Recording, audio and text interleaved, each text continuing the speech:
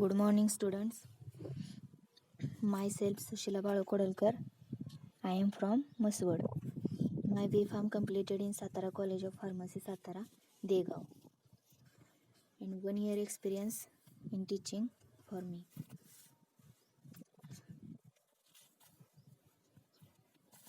मी तुम्हाला फार्माकोग्नसी हा सब्जेक्ट शिकवणार आहे.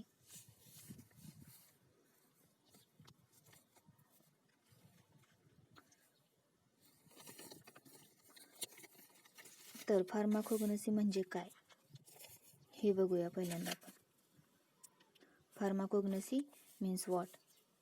Pharmacognosy is defined as a systematic and scientific study.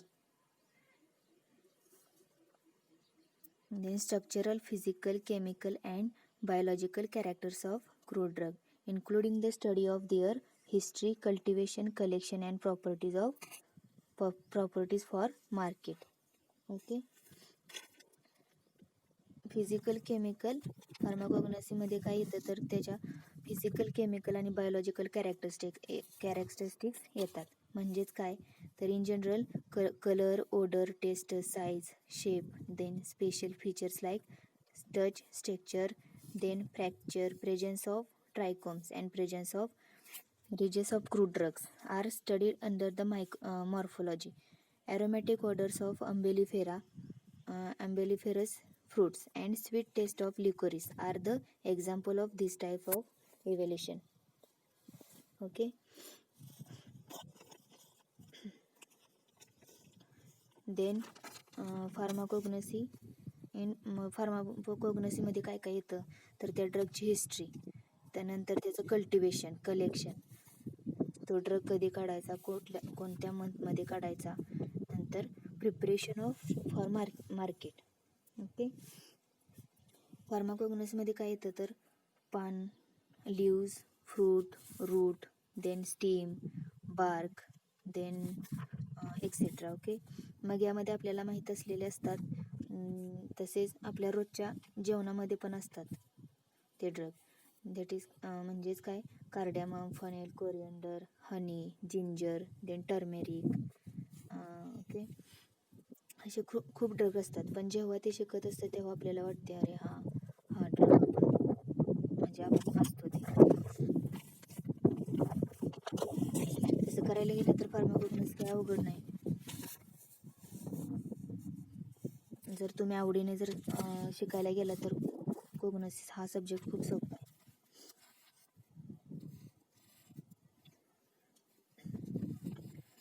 फार्माकोग्नोसिसचे drug बऱ्यापैकी तुम्हाला माहीतच असतात, ते आपल्या आजूबाजूला असतात. त्यामध्ये अलोवेरा पण कॉमन बऱ्यापैकी सगळ्यांच्या घरी असतोच. देन नीम पण प्रत्येकाच्या घरी असतं, नीमचं झाड. ओके. तर अलोवेराचा यूज काय, अलोवेरा हे कशासाठी वापरतात.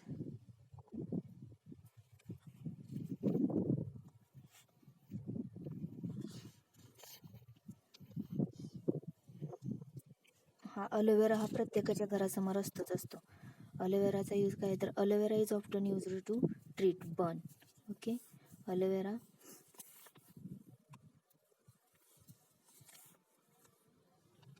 Due to its smoothing, then moisturizing and cooling properties.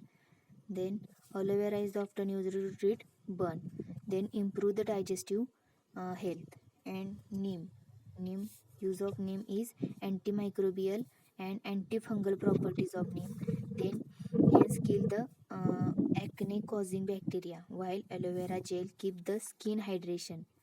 The astringent properties of aloe vera removes the excess oil and dirt from the skin to prevent the acne breakouts. Okay. These are the use of neem. I am not explaining every drug use.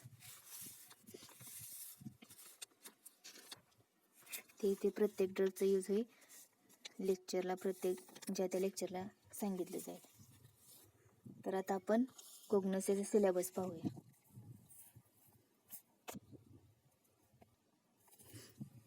These are the whole syllabus of फार्माकोग्नसी. ह्याला 75 hours weightage आहे. Okay, आणि प्रॅक्टिकलला पण 75 hours. तर तुमचं lecture हे 1 तासाचं असेल आणि प्रॅक्टिकल हे 3 तासाचं असेल. ओके, तर these are the whole syllabus of pharmacognosy. First is definition, history and scope of the pharmacognosy, including the indigenous system of medicine. Okay, then various system, second is the various system of classification of drugs and natural origin. Okay, scope of pharmacognosy. तर scope of फार्माकोग्नसी मध्ये काय येतं?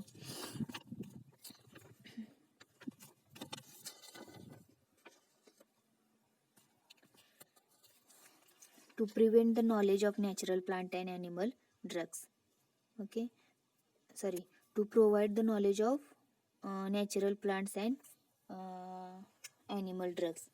तर जे natural plants आणि जे animal drugs आहेत त्यांच्याबद्दल नॉलेज प्रोव्हाइड करायचं. Then to provide the knowledge of active constituent of drug. Then to understand the identification, extraction, then purification and standardization of formulation of drug, then to find out the adulteration in the drugs.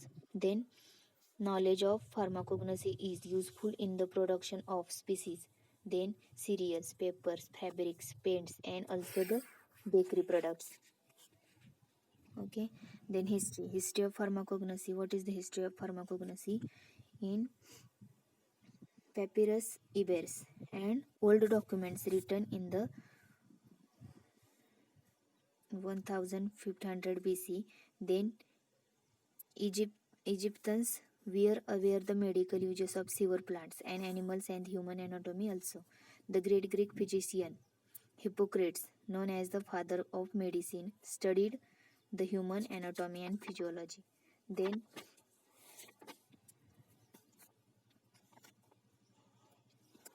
Aristotle, philosophers, is well known for his study on the animal kingdom.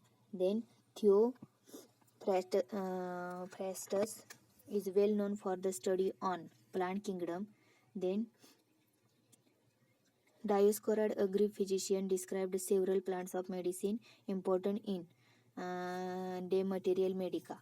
Then Galen, a Greek scientific, described the method of extraction of active constituents of crude drugs. Then Sadler, a German scientist, coined the term of pharmacognosy in the 1850 in his work entitled Analecta Pharmacognostica. Okay, these are the history of pharmacognosy. Then third chapter is adulteration of the drug, evaluation, significance of pharmacopoeial standard. Then brief outlines of occurrence, distribution, outline of isolation, identification tests and therapeutic effect of and pharmaceutical application of alkaloids. Then terpenoids, then glycosides, volatile oils, tannins and resins. Then next is occurrence, distribution and organoleptic evaluation. Then chemical constituents including tests, wherever application and therapeutics effect, efficacy of following categories of drugs. In that, first is laxatives, then cardiotonics, then carminatives and GI regulators, म्हणजेच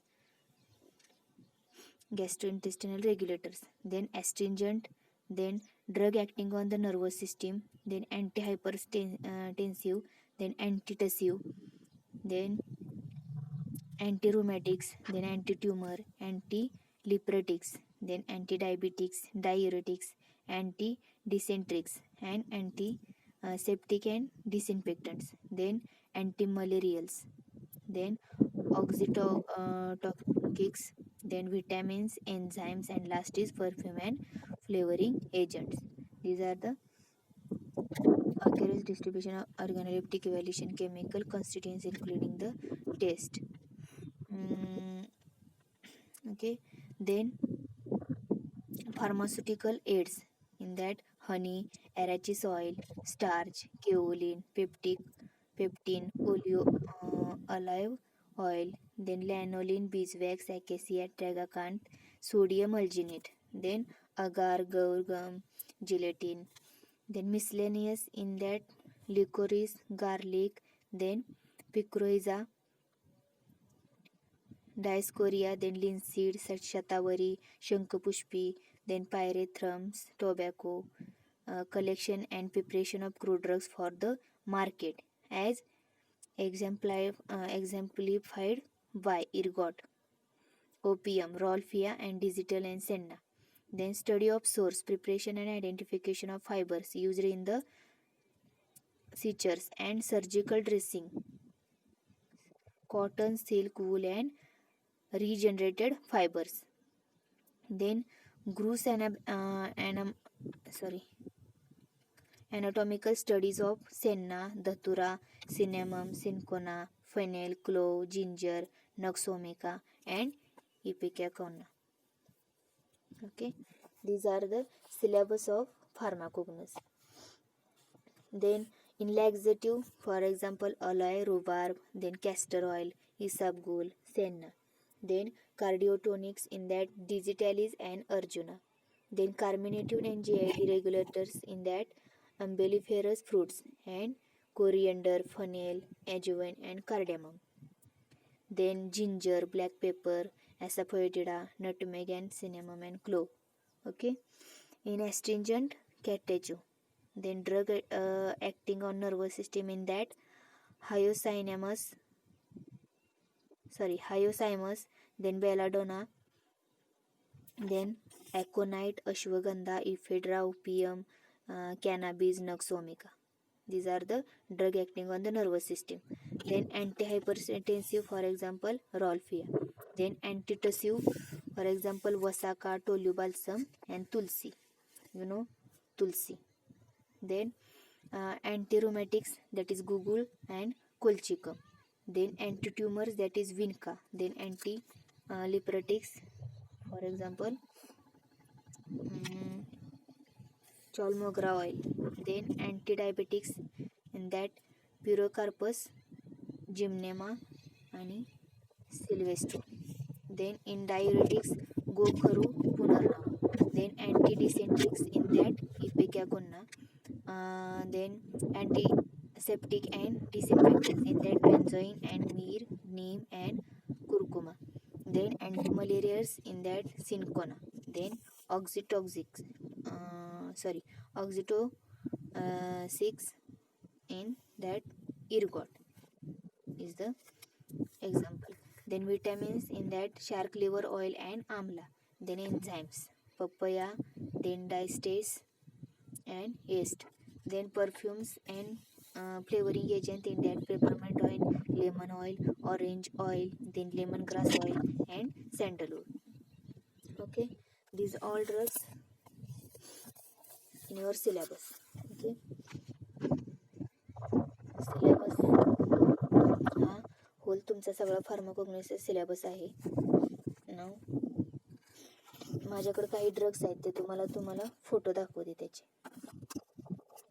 प्रॅक्टिकलमध्ये तुम्हाला काय काय असणार तर identification, तुम्हाला आयडेंटिफिकेशनसाठी drugs असणार. मग त्याच्यावरून तुम्हाला त्याची family, chemical constituents, name, synonym, use हे सगळं लिहावं लागतं. ओके, मग त्याच्यामध्ये प्रॅक्टिकलमध्ये फर्स्ट तुम्हाला काय काय असणार TS आणि पावडर कॅरेक्टरिस्टिक्स.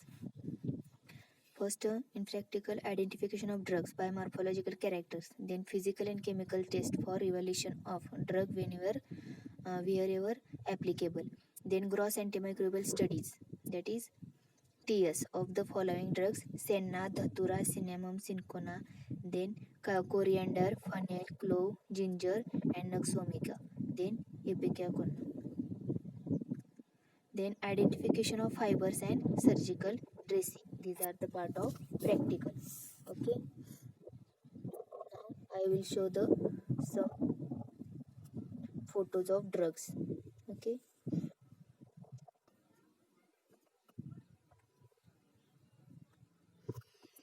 यामधले काही ड्रग तुम्हाला नाहीत. Okay, first is areca nut. These are the areca nut. Then these are the cinchona bark. Okay, then next is kurchi bark. These are the kurchi bark. Then coffee seeds. These are the coffee seeds. Then colchicum corn.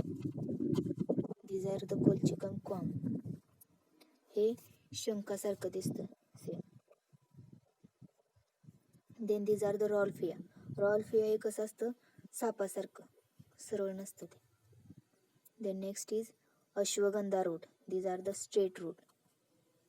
Ashwagandha root is straight and Rauwolfia is the snake like.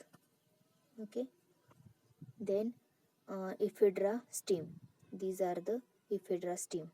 Okay, then these are the Naxomica.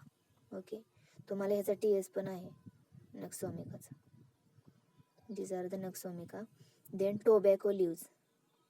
Tobacco पण आहे तुम्हाला detail मध्ये. These are the tobacco leaves. Then next is colchicum seeds. These are the colchicum seeds.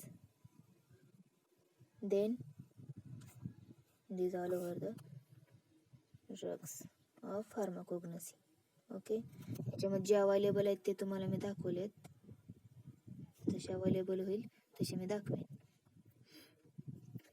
जेव्हा आपण TS घेतो तेव्हा आपल्याला powder characteristics बघावं लागतात. त्यामध्ये फर्स्ट इज रॉल्फिया. रॉल्फियाच्या TS मध्ये काय काय असतं तर cork cell. Okay, lignified cork cell. Then xylem vessels, lignified xylem vessel. Okay, pitted xylem vessel असतात त्याच्यामध्ये. देन स्टार्च ग्रेन असतात. जो फर्स्ट कॉलम आहे तो रॉल्फिया. ओके, कॉर्क सेल कशा असतात, लिग्निफाईड षटकोन टाईप. देन लिग्निफाईड वेसल पण असतात, त्या पिक्टेड वेसल्स असतात. Then starch grain. In datura lignified xylem vessel that is spiral.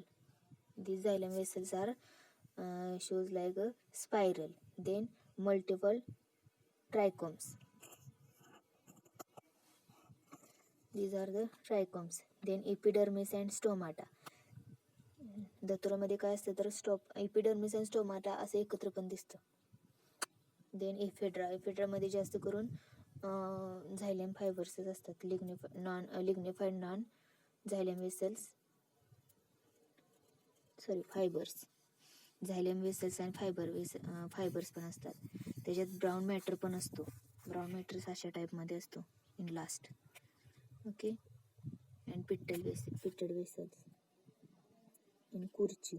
These are the powder characteristics of kurchi. First is cork, then stone cells.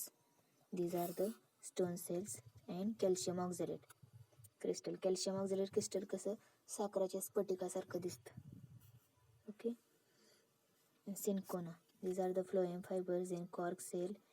Okay, and starch and ashwagandha. These are the xylem vessels. Xylem vessels जर नीट बघायला गेलं तर तुम्हाला observe होईल, नाही तर बऱ्यापैकी झायलम vessels कोणाचं कुठलं ते कळत नाही. Then cork cells. ओके, अशा प्रकारे तुम्हाला पावडर कॅरेक्टरिस्टिक्स मायक्रोस्कोप खाली बघावं लागतं. ओके, हे TS घेऊन हे प्रॅक्टिकलचा पार्ट आहे सगळा.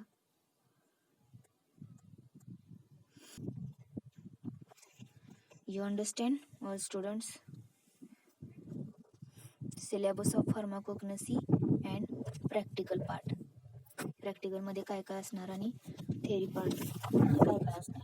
प्रॅक्टिकलला तुम्हाला किती ड्रग्स आहेत, 10 ड्रग्सचा TS बघायचा आहे तुम्हाला. ओके, मग TS काढून त्याच्या मायक्रोस्कोप खाली पावडर कॅरेक्टरिस्टिक्स बघायच्या. नंतर आयडेंटिफिकेशन